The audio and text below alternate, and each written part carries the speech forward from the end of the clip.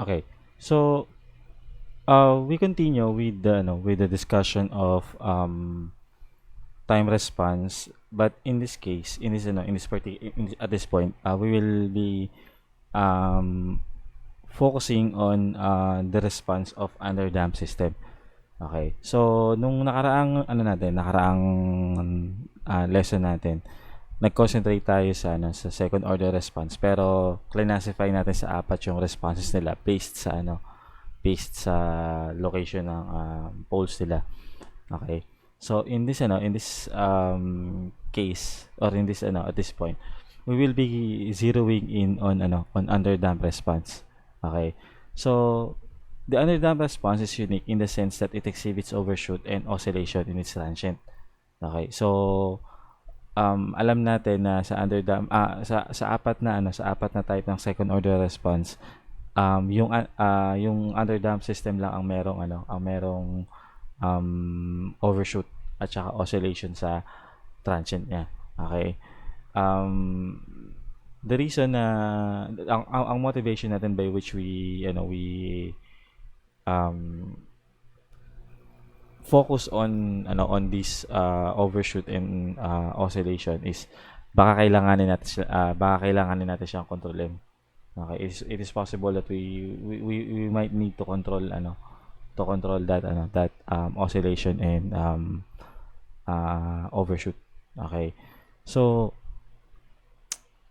to analyze the response of under dam system, we use the specifications. Okay.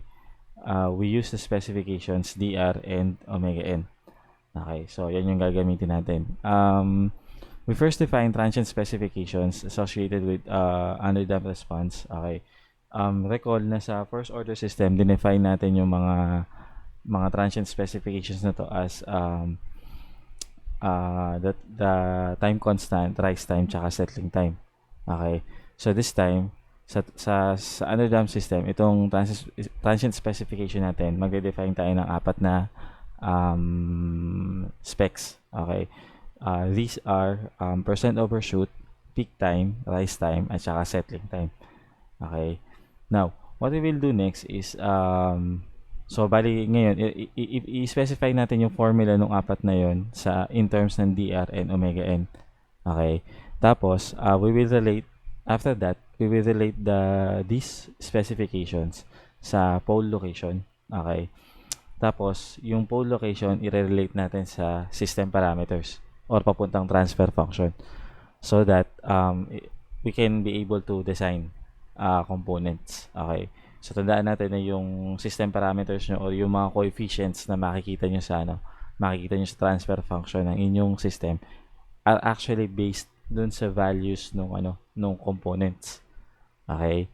So nakita na natin yan sa dun sa system modeling. Okay?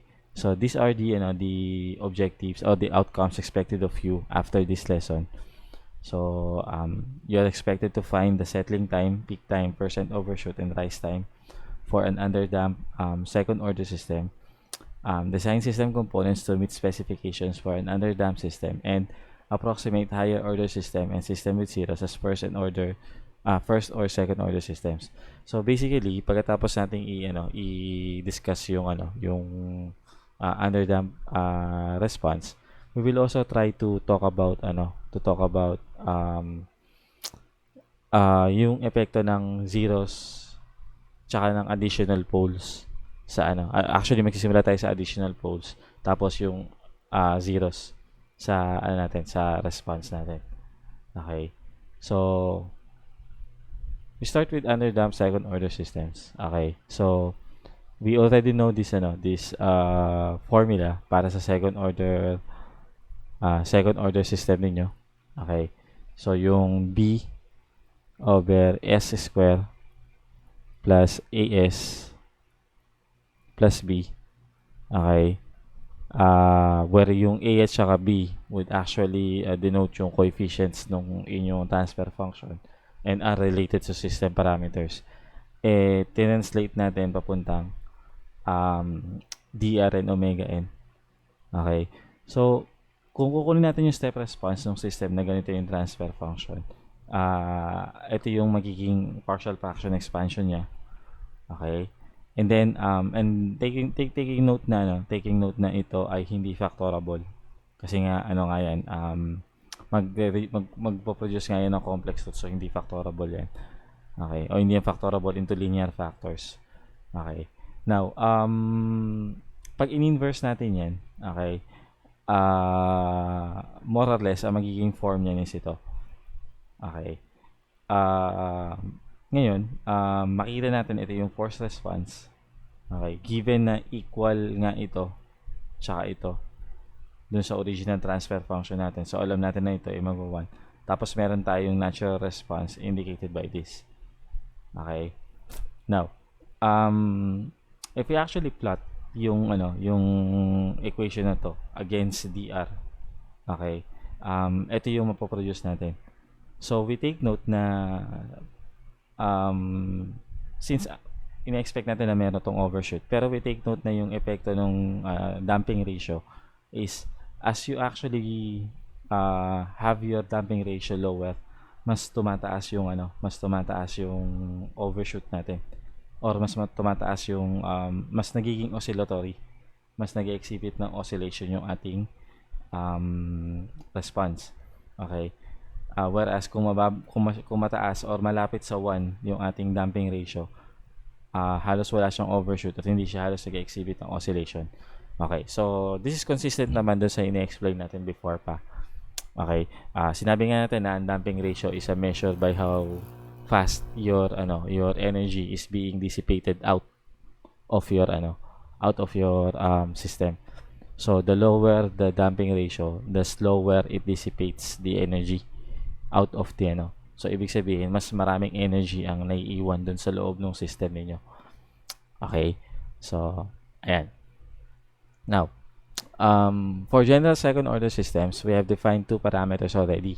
So meron na tayong dalawang dinefine before na omega n at saka dr, nakasama sa sa specifications ng time response ng ating underdamped system. Okay? So kasama yan sa characterization kumbaga ng ating response. Okay? Now, for underdamped system, we in addition we define the four. Okay, the rise time, peak time. This is actually percent overshoot. And this is your percent overshoot. Okay. So the amount the waveform overshoots the steady state or the final value at the peak time, expressed as percentage of the steady state value, which is the percent overshoot, and the settling time. So nandiyan yung mga definition nila. Basically, yung definition ng rise time at saka ng settling time ay pareho nung kung paano natin siya dinefine sa first order system. Okay? So yung peak time medyo self-explanatory naman to. Tapos yung percent overshoot is ganito yung pinaka-definition niya. So kung ito yung ating final value, okay? Kung ito yung ating final value, okay? Ang ating percent overshoot ay yung by how much your peak value exceeds that final value. Okay? So then we will express it as a percentage. So basically, ang pagkuha ng percent overshoot starts from Cmax, okay, or the maximum value, okay, minus C final, the final value of your the final value of your response divided by C final. Okay, so naka-percentage siya in terms ng final value. So times 100%. So yan yung ating ganyan yung definition value na natin ng percent overshoot in terms of the formula.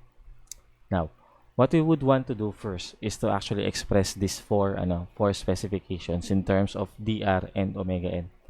Okay, so bibigyan natin siya ng formula na naka-express in terms of dr and omega n. So Tp is given as pi over omega n times the square root of 1 minus dr square. Okay, ang percent overshoot is 100 times e raised to negative pi dr over 1 minus dr square. Ito naka-percent na to bale. Okay, kasi may multiply natin siya ng 100. So, naka-percent na to. Okay. Settling time is approximately ito. Ito lang yung gagamitin natin. 4 over dr omega n. Okay. Now, wala tayong eksaktong formula para sa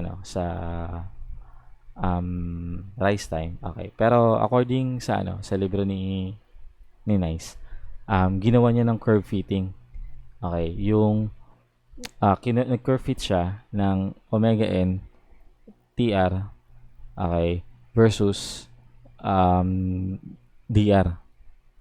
Okay, so gumanap siya ng polynomial fit sa data ng dalawang to using a certain system. Okay, so using certain systems. Okay, so yung fit na nakita niya translates to this formula. Okay, which has an error of less than 0.05%, given that your DR is between 0 and 0.9. So most DRs naman natin would actually play around 0 and 0.9. Okay. So ayan.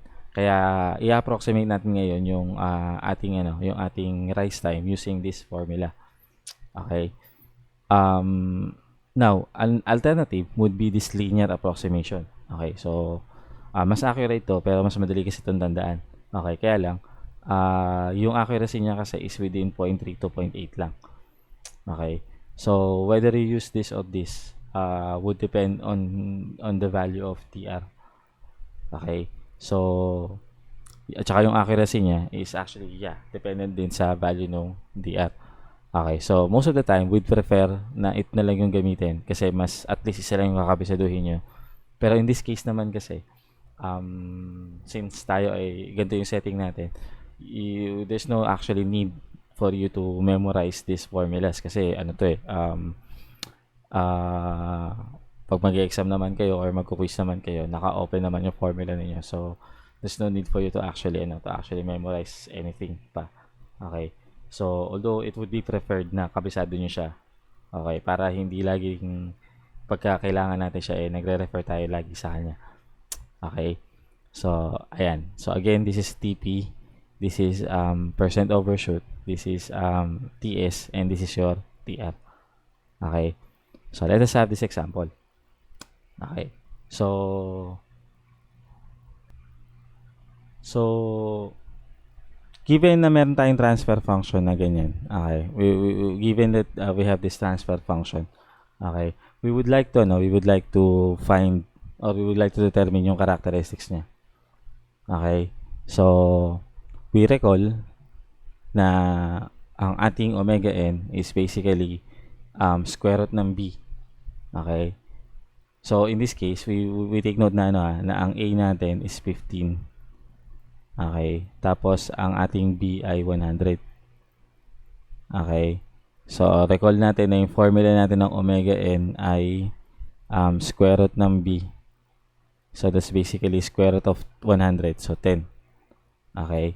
Tapos, yung formula natin ng dr is A times 2 or divided by 2 omega n.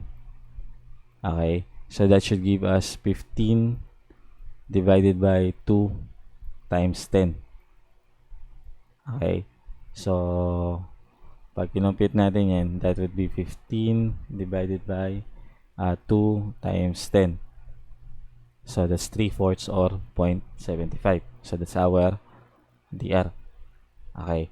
Now, ang TP natin is pi, okay, over omega n, which is 10 times square root of 1 minus dr square.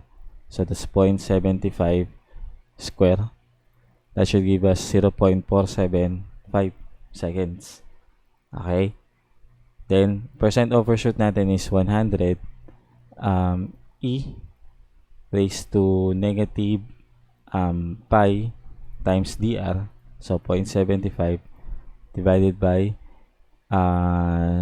square root of 1 minus 0.75, 1 minus dr square, so 0.75 square, so that should give us 2.838%. Okay, rounding off yung third decimal place natin.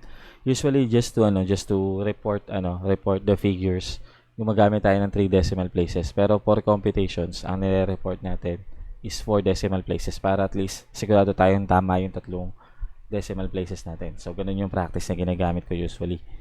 Okay? So, again, pag nire-report ko siya, I use 3 decimal places.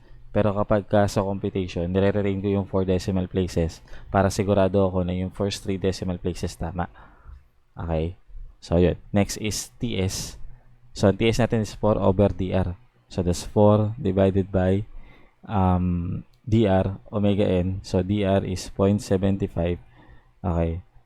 Omega n times omega n to. So, times 10. Okay. So, that should give us 0.5333 seconds. Okay. Now, TR is yung formula dito. Okay.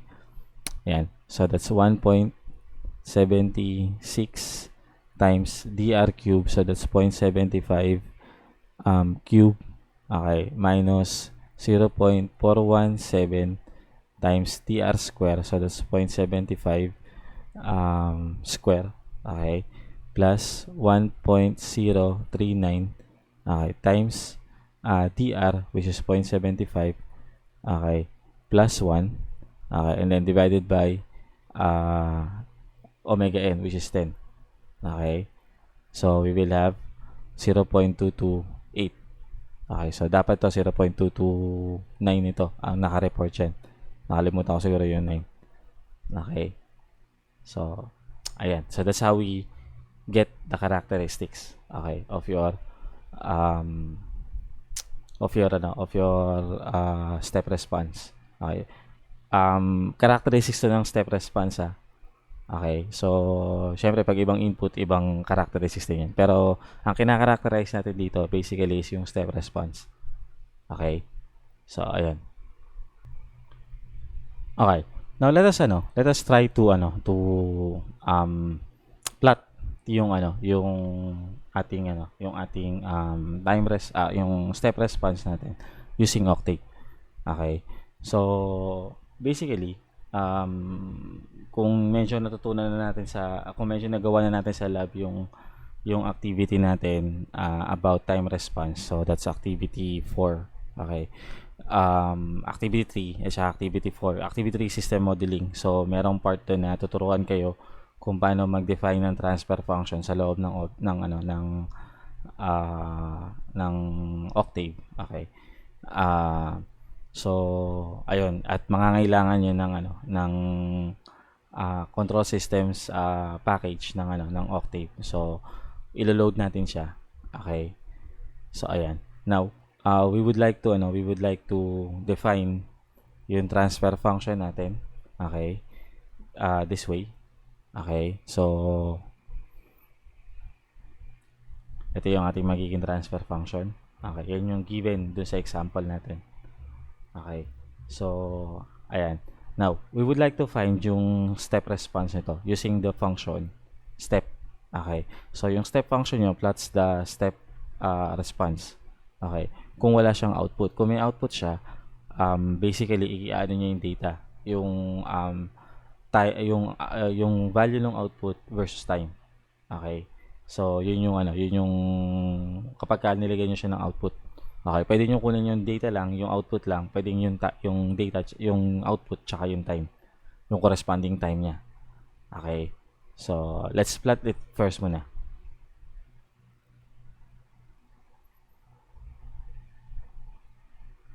Okay, so ito yung lalabas na step response niya. Okay. Now, one thing na medyo mahirap dito sa ating Octave is that yung ating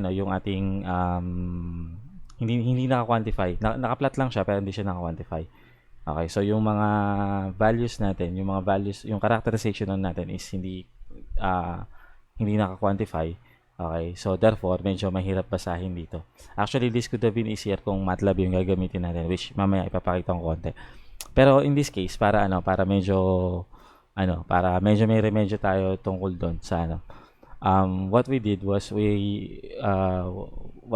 I wrote a function called f step info. Okay, in which it would display yung values nung ano natin. It would display yung values nung ating yung characteristics ng ating ng ating time response. Okay. So ito yung file na sinasabi ko. This is available sa laboratory natin. Although may mga ginawa pa akong konting changes dito, like ito baka hindi, alam ko na i-correct ko na to sa manual ninyo. Okay. Ito lang, nilagay ko lang ito para ma-display lang yung peak value. Okay. Tapos ito para ma-display yung final value. Okay. So mga lalabas na data dito ay yung rise time. Okay. Yung overshoot. Okay, yung percent overshoot, yung peak value, final value, tsaka settling time. Okay, so yun yung mga lalabas na dito na data. Okay. So kapag ginamit natin siya. Pero ang tatandaan nyo kapag gagamitin nyo to, naka depende to sa kung ang ninyo ay nakasettle na. Unang-una kung stable siya. Kasi wala tong error checking kapag hindi stable yung system niyo. Okay. So this is a very crude function that I did just for this purpose. Okay.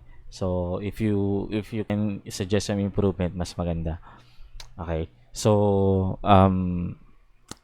again, nakadepende ito kapag pag stable yung system niyo, or pag magse-settle siya talaga sa isang final value, and number 2 pagka nakasettle na talaga siya. Okay, so that is why pag gagamitin nyo to, first i-plot nyo muna yung and then make sure na nakasettle na siya. Okay, so yung makikita nyo talagang flat na yung value niya. So in this case, hindi pa masyado. So ang gawin natin is i-adjust natin yung end time nung natin. Yung end time ng ating step function. So para magawa natin yun, dagdagan natin ito ng second argument. So halimbawa, dito hindi pa siya settle sa 0.7. Baka after 1 second, nakasettle na talaga siya. Okay. So, ayan. So, ayan. Medyo flat na siya dito. Okay. So, kung medyo gusto nyo pang i-check, extend pa natin ng konti. Okay. Ito yung ina-adjust ko. Okay. So, ayan. So, ayan. So, medyo okay na to. Now, ang gagawin natin, kung gagamitin yung step info, okay, or F step info. Okay. Dapat gagamitin yung same argument na ginamit nyo dun. Okay. Also, I also suggest na yung third argument ito kasi nito is about the sampling time. Okay. So, maganda niyan. Medyo liitan nyo ng konti yung sampling sampling time niyo. Okay. Para hindi para medyo smooth, mas smooth yung graph nyo.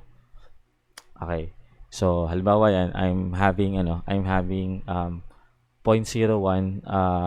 data points in 0.01 second in between data points. Okay, so medyo maganda yung medyo maganda-ganda na yung resolution ng ko. Okay, so ito rin yung gagamitin nating argument para dun sa step info. Okay. So, pag niran natin ngayon ito, so we'll have the following data. So, ito yung rise time, overshoot, peak value, peak time, final value, tsaka settling time. Okay, yung computed natin ito. Ang ating peak time is 0.475 while dito is 0.48. Okay. Ang ating percent overshoot is 2.8984. Dito ay 2.87. Okay. Ang ating settling time is 0.533. Okay, dito ito 0.577. Okay, and then ang ating rise time is 0.229 computed. Ang natin dito is 0.229. Okay. So we don't expect na medyo maglalapit sila kasi una-una, marami din yung mga formula din nito. Yung mga formula dito, karamihan din yan, mga approximation lang din. Okay. Tapos ito, syempre, depende lang to dun sa data points na ibibigay ng step function. Okay. So, para actually ma-triangulate natin siya at ito yung mas medyo reliable is gamitin natin siya ng MATLAB. Okay, kasi yung MATLAB medyo yung code ng MATLAB mas medyo refined yun ng konti. Okay. So here I'll be using yung MATLAB Online. Okay. So nag-sign up ako para sa trial ng MATLAB Online. And eto as you can see, gagamitin ko yung same code na ginamit ko sa Octave. So i-copy paste ko to dito. Okay. So ayan. Okay, so gumagana siya. Okay, so again, code compatible yung dalawa. Okay, so we will plot yung step response nung transfer function G natin. Okay, so remember to rin yung ginamit kong command kanina before I actually put in some additional arguments. Okay, so ayan yung step response natin. So makikita naman natin pareho siya. Okay, pareho siya ng shape tsaka So actually yung check ko dito yung Octave, hindi yung MATLAB. Okay, so ayan. Now, ang maganda lang dito sa MATLAB kasi is that when you right click yung ating step response graph, lalabas itong context menu na to. Okay, so when you right click, lalabas itong context menu ninyo which shows one of the menu is yung characteristics. Okay, so kapag hinovert natin yung mouse over the characteristics tapos click natin yung peak response. Okay, makikita natin yung characteristics ng ating So, ang peak value natin is 1.03, ang overshoot is 2.84, ang percent overshoot ang ating peak time is 0.473. Compare nyo yan dun sa ating computed values. Okay. 0.475, 2.838, at saka yung peak value which is 1.03. Okay. At yung nakuha natin sa Octave which is ang overshoot natin is 2.87 at saka yung peak time natin na 0.48. Okay. So, ayan. Tapos, again, right-click, characteristics, settling time. Okay. Makukuha natin na yung settling time natin dito is 0.574. Ang computed natin is 0.533. Okay. Ang Octave results natin ay 0.577.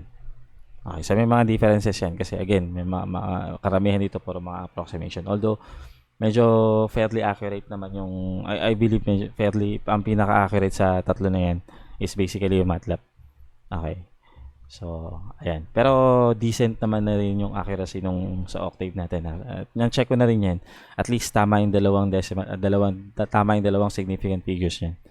Okay. Yung lahat ng results na nakuha ko, at least tama yung 2 significant figures. So, medyo decent na rin yung accuracy nito. But again, if you can help na ma-improve ito, mas maganda. Okay. So, ayan. Rise time. Right click. Characteristics. Rise time.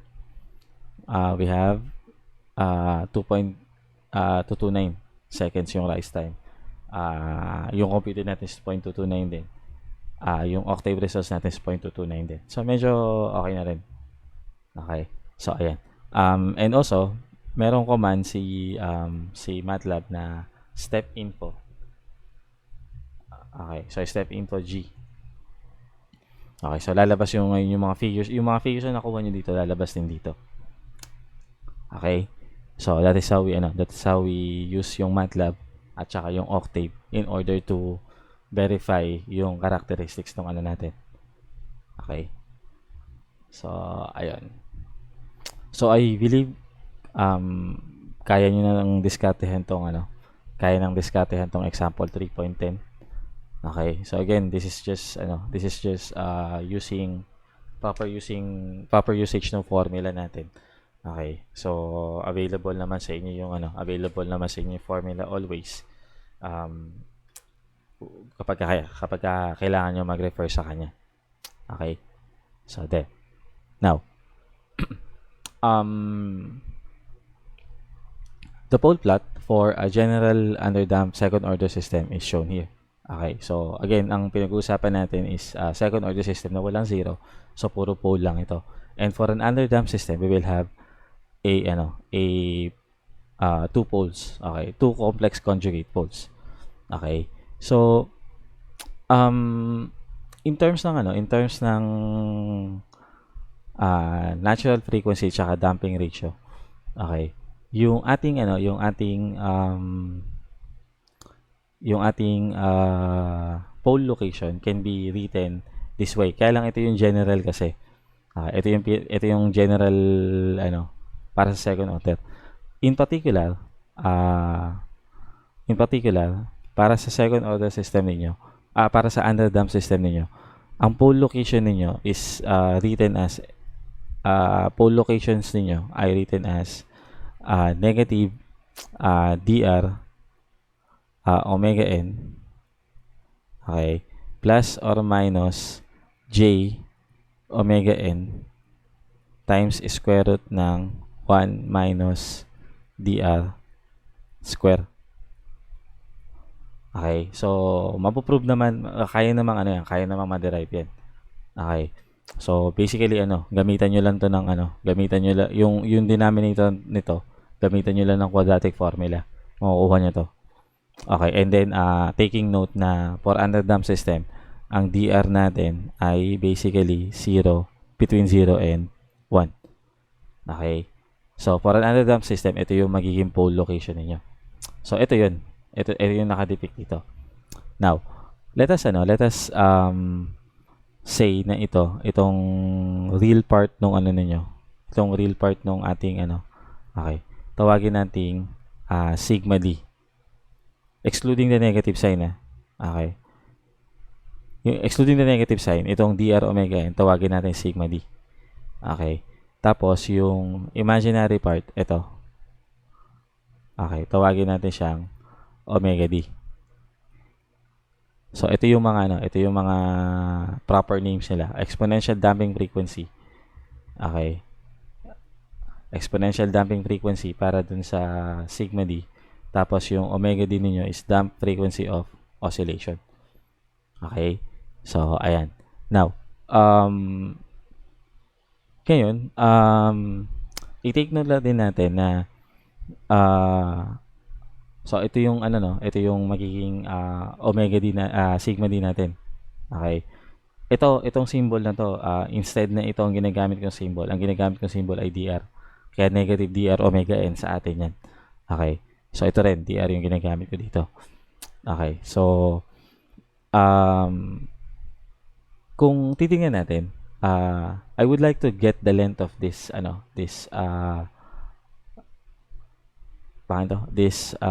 radial line, okay, that connects the origin and the pole and one of the poles. Okay. So para makuha ko 'yan, gagamitan ko 'to ng Pythagorean theorem. Okay. So ito, niredraw ko dito yung ating ano. Okay. So yun. So, nire-write ko siya ngayon dito. Ang gawin natin is hanapin natin yung haba nito. Okay. So, para mahanap natin yung haba niyan, meron tayong right triangle dito. So, ito yung isang length. Tapos, ito yung isang length. Okay. So, basically, that would be sabihin natin yung haba nito ay L, no? So, yung L natin is basically square root siya ng dr omega n square plus omega n square times 1 minus dr square. Okay, so obviously, pag ito, sinimplify ninyo, kasi ito magiging omega n square minus negative omega n square dr square ito. So, makakancel na to. So, may iwan lang dito is omega n square tas naka-square root. So, basically, yung haba pala nun is omega n. Okay? So, ayan. So, kaya nakalagay dito. Okay, kaya nakalagay dito na omega n siya. Okay? Omega n siya. So, ayan. Now, also, let us try to obtain yung data. Okay? So, kuha tayo ng relationship sa data dun sa omega n at saka dr natin. Okay. So, kung i-ratio natin or kung kukuha tayo ng angle relationships dito, ang pinakamadaling kukunan ng angle relationship dito at yung pinakamalinaw is yung cosine. So, pag kinuha nyo yung cosine ng theta, that basically is adjacent over hypotenuse. Okay, so yung adjacent side natin is dr. Ito yung adjacent side natin. Ito. So, that's dr omega n. Okay, tapos yung hypotenuse natin is nalaman nga natin omega n. So, ayun, na-discover natin na yung cosine pala ng theta natin is basically equal to dr. Ayan. So, ngayon, yung geometry nito, yung location nito, kasi ang location yan can either be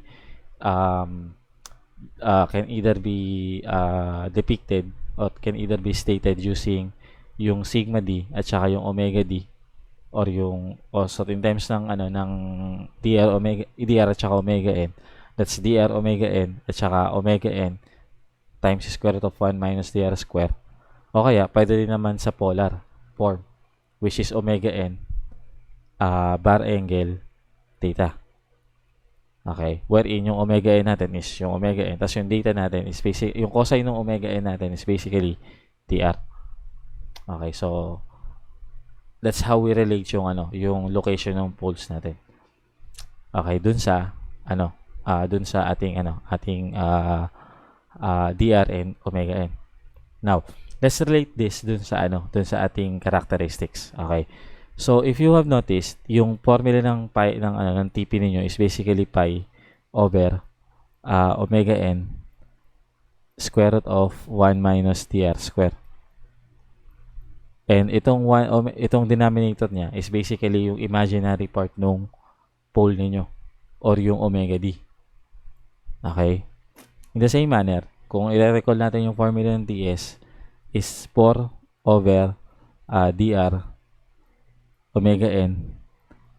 Yung denominator is basically yung real part nung nung ating pole, or yun nga omega d, sigma d. Okay. Now, the percent overshoot is basically ito. Okay. Function siya ng dr. So, ibig sabihin, itong percent overshoot nyo is function nung angle na yun. Okay. Pag nagbago tong angle to, magbabago yung percent overshoot niyo. Okay? Tapos, ito pa. Kung titingnan nyo, kung i-ratio nyo yung sigma d sa omega d, okay, that's basically dr omega n divided by omega n square root of 1 minus dr square. Okay? Tapos makakancel natin to. Lalabas, yung ratio ng sigma d over omega d is dr over square root of 1 minus dr square. At ito yun. Yan yun. So basically, pwede pala natin isulat itong formula ng percent overshoot as 100 e raised to negative pi sigma d over omega d. Ayan. So, ngayon, yung tatlong formulas natin o tatlong formula nung characteristics nung ating time response, okay, ay naka-express na in terms ng pole location. Okay? So, ayun, that's alternative. Ibig sabihin, mahanap nyo rin pala yung mga characteristics na yan using the pole location. So, pero ito yun. Ito yung conclusion natin. Okay? The peak time, TP, would be a function of the imaginary part of the pole. So, ibig sabihin, pag binago nyo pag may nabago dun sa value ng imaginary part ng pole ninyo, ang nagbabago yung peak time. Okay? Yung settling time naman is a function of the real part of the pole. So, pag may nabago dun sa real part ng pole ninyo, ang nababago yung settling time. Okay? Yung percent overshoot is a function of the cosine of the angle theta. So, pag may nababago dun sa angle, may nababago sa angle na to, ang nagbabago yung overshoot. Okay? So, Ayun, tignan niyo rin ito, kung ano, kung ang pole ninyo ay located dito sa real axis, ano yung angle natin? Okay, ano yung angle na mabubuo niya? So, 'di ba zero 'yan? So, take note na yung cosine ng zero, okay, cosine ng 0 degrees is basically 1. Yan yung DR ninyo. Okay, yan yung DR ninyo kapag ka nandito siya, 1. Okay? Pagka critically damped siya, yung DR ninyo 1. So, yung angle nung ano niya is 0. Okay? Pag dito naman, okay, pag nandito naman siya, that should be cosine of 90 degrees. Okay, at ang cosine ng 90 degrees ay 0. Okay?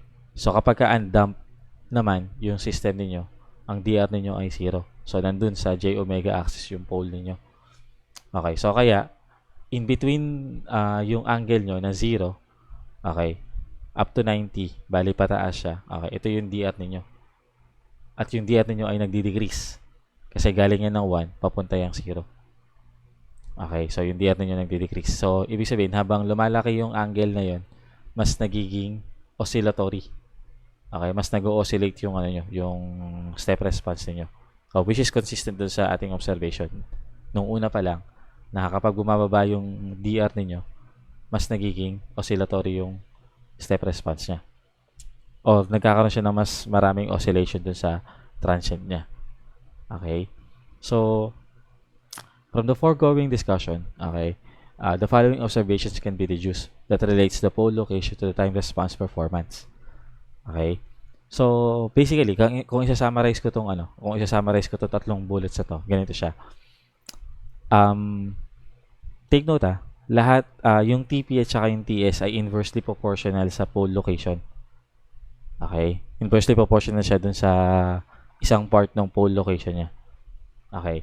So, ang TP ninyo ay related dun sa imaginary part. So, which means, kung lalaki yung value nung kung lalaki yung value nung imaginary part ninyo, okay? Kung lalaki yung value ng imaginary part ninyo, liliit yung peak time. Ibig sabihin, mas magiging mabilis siya. Mas mabilis siya mag-peak kapag nilakihan nyo yung value ng peak time ninyo. Given na constant ang settling time or constant yung imaginary, yung real part. Okay? Whereas, kung mas gagawin natin mas negative, okay, yung real part mo, okay, so lalakihan mo rin siya pero on the negative side, okay, mas bibilis naman yung settling time. Mas mabilis siya magse-settle. Okay, again, this is inversely proportional. Kung lalaki yung sigma d, okay, lilit yung settling time. So, therefore, bibilis siya. Okay, so, ayan. Ito yung sinasabi nung first bullet. Pag tinaasan mo yung peak time, provided na yung imaginary part ng pole mo. Okay, provided na same angle siya. Okay, same pa rin yung angle. Pareho yung envelope pero yung peak time mo bibilis. Okay, so ito yung peak time para sa case 1, ito yung peak time para sa case 2, ito yung peak time para sa case 3. Mas bibilis siya. Okay. Now, kung ang i-adjust mo naman ay yung real part, okay, kung yung real part yung i-adjust mo, pa-negative, okay, mas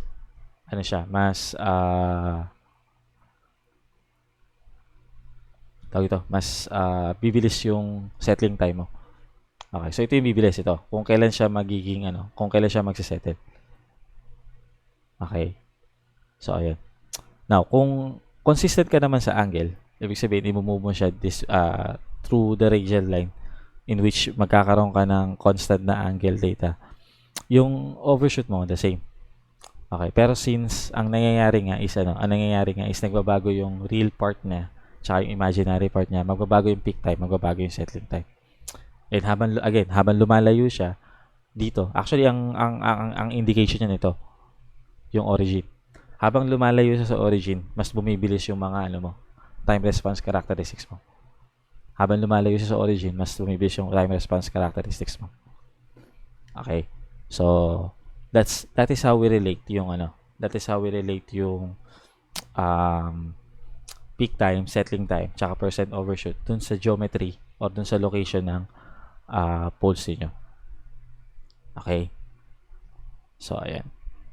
Now, for this example, okay, given na meron tayong pole location, okay, so yung pole natin ay located sa -3 plus or minus J7. Okay, we will be asked to find yung time response characteristics. Okay, so, ayun. So, paano natin siya hanapin? Okay. Take note na ang omega n ninyo, okay, ang omega n ninyo is kung gaano kahaba itong radial line na to. Okay. So, ang omega n ninyo can be simply found by Pythagorean theorem. So, that would be square root ng 3 square plus 7 square. Okay. So, pag kinalculate natin yan, square root ng 3 square plus 7 square, that should be your omega n. Okay?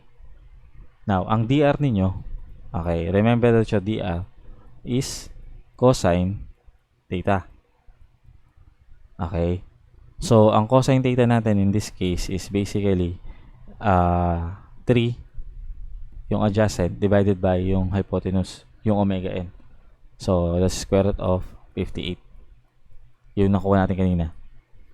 Okay? So, ang dr natin is 3 divided by square root ng 58. So, that should give us 0.39391. Okay? Now, from there, we can now compute for TP. Again, TP is pi divided by yung imaginary part ng pole ninyo, which is 7. Okay, so that should give you 0.4488. Okay? Ang TS natin is 4 divided by the real part of the pole, which is 3. So, that's 1.3333. Okay, seconds. Now, ang percent overshoot natin is 100 e raised to negative pi times yung real part ng pole nyo divided by the imaginary part of the pole. Okay, so that should give you 26.02%. Okay, and finally, yung TR natin, it's 1.76 times dr cube. Okay, so that's 0.39 cube minus 0.417 times 0.3939 square. Okay, plus 1.039 times 0.3939, okay, plus 1 divided by omega n, which is square root of 58. So, ang TR natin is 1.1905. Okay. So, actually 7 dito. Okay, baka ginamit ko dito is yung paano to? Yung linear formula. Pwedeng yung linear formula yung ginamit dito. Okay. So, ayan. Now that we are able to relate yung ating pole location dun sa ating yung pole location natin dun sa time response characteristics. Tapos yung time response characteristics sa dr omega n at yung dr omega n ay related sa transfer function nyo via the coefficients. Okay. We would be able to design components din. Okay. So, pag magde-design tayo ng components at manggagaling tayo sa system itself, kailangan simulan nyo muna by obtaining the transfer function. Okay. So, pagka nakuha nyo na yung transfer function, at saka natin tingnan kung paano natin masosolve yung values ng mga parameters, kasi may mga parameters dyan na unknown. Okay. Tapos yung parameters na unknown, isosolve natin using yung requirements ng ating design. Okay. So halimbawa sa case na to, we will have um, we will have to find the components J and D so that magkakaroon ng 20% overshoot at saka settling time ng 2 seconds yung ating step input. Yung ating system for a step input of torque T. Okay, so may rotational mechanical system tayo dito. Apply natin siya ng torque. Okay, step torque. Okay. Ang gusto natin is itong theta natin, yung angular displacement natin, magkaroon ng 20% overshoot at saka 2 seconds na settling time. Okay. Kaya kailangan natin malaman ano yung values ng J at saka ng D ang appropriate para dito. Okay. So we start this problem off by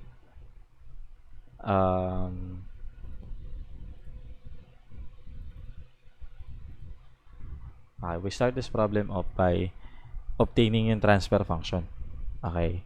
So, kuha tayo ng equation of motion dito. Okay. So, this is basically Js square. Since 1 degree of motion lang naman to, this is Js square plus ds plus k is 5. Okay. So, plus 5 times theta s equals T of S. Okay? So I'll start from there. Okay? So meron tayong Js square plus ds plus 5 times theta equals T. So ngayon, yung transfer function natin na theta s over T of S is 1 over Js square plus ds plus 5. Okay, kaya lang we want the leading coefficient para maging consistent tayo dun sa form ng ating transfer function. We want this leading coefficient to be 1. So i-divide natin both the numerator and the denominator by j. Okay, so this should become 1 over j divided by s square plus d over js plus 5 over j. Okay? So, ayan. Now, galing dyan. Actually, dito, meron kayong dalawang approaches. Pwede nyong i-approach ito using the TR omega n galing dun sa requirements. O kaya, pwede nyong i-approach to gamit yung location ng poles mismo. Okay? So, halimbawa, gamitin natin yung DR at saka omega n na approach. Okay. So, ang requirement natin is yung percent overshoot ninyo is 20%. Okay. Tapos, yung ating TS as 2 seconds. Okay. So, from there, solve natin yung DR at saka yung omega n ninyo. Okay. Now, since ang percent overshoot nyo is a function of DR alone, so, kung i-consider natin si percent overshoot, masasolve natin kagad si DR. Okay. So, para masolve natin si DR, gamitin lang natin ng calcu. Okay, so this is something na medyo natutunan ko sa mga former students ko. Okay, so i-shape solve na lang natin ito. So, this is 20, okay, equal 100 e raised to negative pi times alpha x. Ito yung DR. Kasi DR yung sasolve natin eh. So, hindi natin alam yung DR. Over square root ng 1 minus alpha x square. Tapos, shift solve natin. Okay. So, ayan. So, lalabas na yung ating is 0.4559. Okay. So, yung DR natin is 0.4559.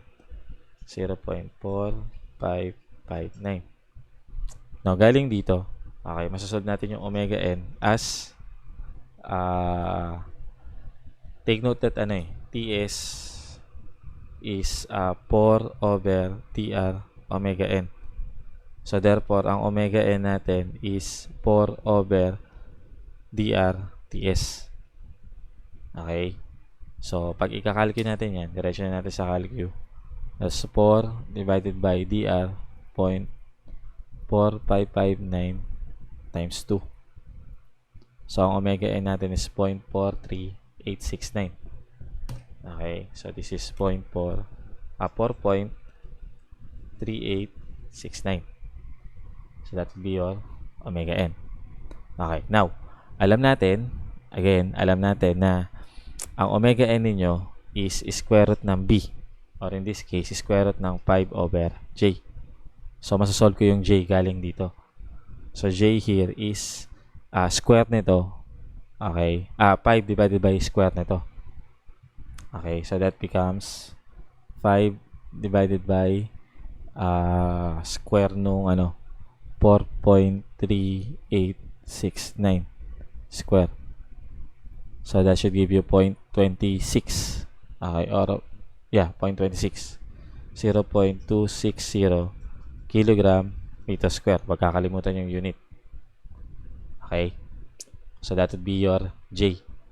Tapos yung dr naman, alam natin this is A over 2 omega n. Okay? Ang A natin, okay, so simulan natin dito. Yung ating dr is A over 2 omega n. So, ang hahanapin natin is yung A. Okay? So, yung A natin is 2 dr omega n. But alam natin yung A is d over j. Okay? Ngayon, alam na natin yung j. Kaya masasolve ko na yung d. So, yung magiging d natin is basically 2 times j times dr times omega n. Okay? So, gamitin natin ang calcu yan.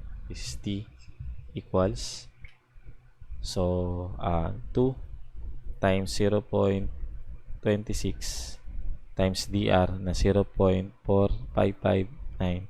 times yung omega n natin na 4.3869. Medyo kulang yung ginamit kong number of decimal places dito kasi hindi ko natandaan yung sagot kanina. Okay. Pero kung mas madadamihan nyo pa to, okay, mas maganda. 4 decimal places para ma-sure. Okay, so ayan. So meron tayong 1.04. Since this is rotational mechanical system, ang D natin, ang unit ng D natin is Newton meter square, Newton meter second per radian. So ito yung design ng natin. Yan yung design ng system natin. Okay. So pwede nyo i-verify yung design na yan using the octave. Okay, by inputting it here. Okay. So, ayun, pwede nyo i-verify yun para mas ma-check nyo kung tama na na-meet yung percent overshoot na 20% at saka yung TS na 2 seconds. Okay. So, ayun. Now, I think sa tama tayo dito tsaka dito. Okay. Now, I think I can leave the rest of the examples 3.13, 3.14 and 3.15 as your exercise. Okay? So, para mas ma-practice kayo na mag-solve. Okay? So, ayun.